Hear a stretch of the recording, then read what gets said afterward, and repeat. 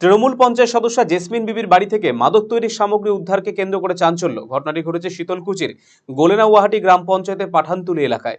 আটক করা হয়েছে 6 জনকে। জানা গিয়েছে পঞ্চায়েত সদস্য এবং তার স্বামী পলাতক। বিজেপি অবশ্য তৃণমূলকে কটাক্ষ করেছে। তৃণমূল কংগ্রেসের পক্ষ থেকে জানানো হয়েছে আইন আইনের মতো চলবে। তৃণমূল কংগ্রেসের চেয়ারম্যান গিরীন্দ্রনাথ বর্মন বলেছেন, পুলিশ আইনের কাজ করেছে, আমরা চাইব পুলিশ আরো শক্ত হাতে অন্যায়ের মোকাবিলা করুক।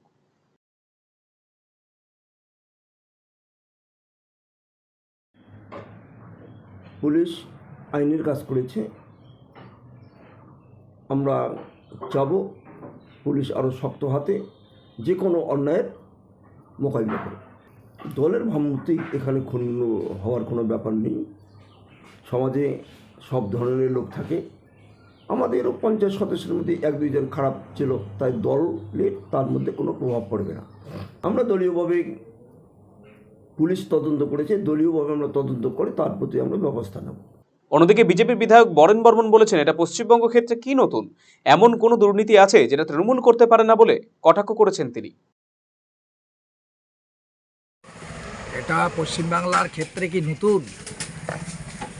এমন কোনো দুর্নীতি আছে, বাজে কাজ আছে তৃণমূল করতে পারে না, এরকম কোনো ইনস্ট্যান্স আছে, উদাহরণ আছে?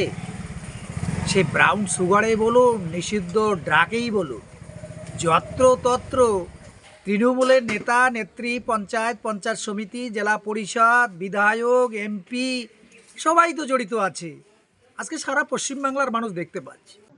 রায়গঞ্জবাসীদের জন্য সুখবর, যারা দীর্ঘদিন ধরে পেটের সমস্যায় ভুগছেন তাদের জন্য রায়গঞ্জ দিশারিতে আসছেন ব্যাঙ্গালোরের প্রখ্যাত গ্যাস্ট্রোএন্টারোলজিস্ট ডাক্তার ইরশাদ আলী, HMD, DNB।